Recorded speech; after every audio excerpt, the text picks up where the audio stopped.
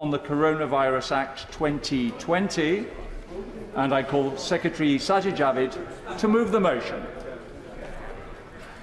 Mr Deputy Speaker, I beg to move.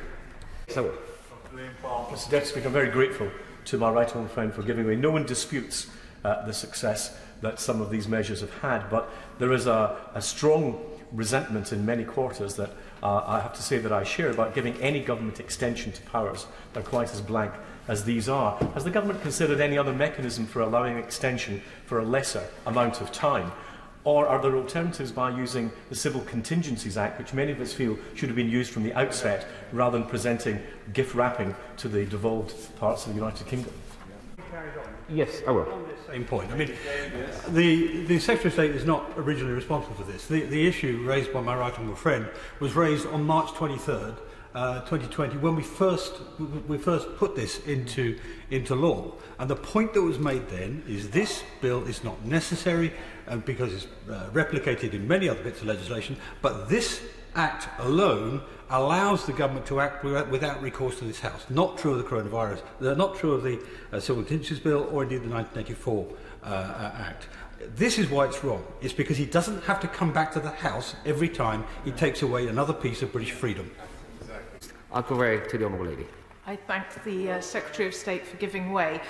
He's been extolling the virtues of parliamentary scrutiny, which, as many honourable and right honourable members have stated, has been sadly lacking with this Act and the renewal debate. So could I ask him to give us a cast-iron guarantee that should he decide to bring forward vaccine passports, we will not just get a full parliamentary debate, but also a vote on any such measures?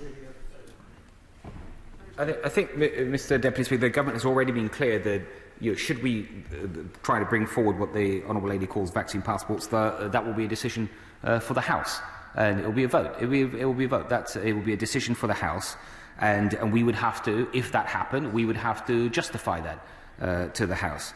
Mr Deputy Speaker, if I may just continue.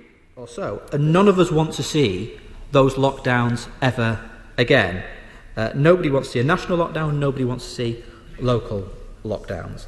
Now, I understand that the government has quite rightly ruled out these lockdowns, but of course the public health crisis is not over, which is why we still do need some of the provisions in this Act. COVID has not gone away. They are not ID cards, they are vaccine certificates, and I think, as I've said earlier, we respect the differences, and while we welcome a four-nation approach, if things are at different paces, we will move differently.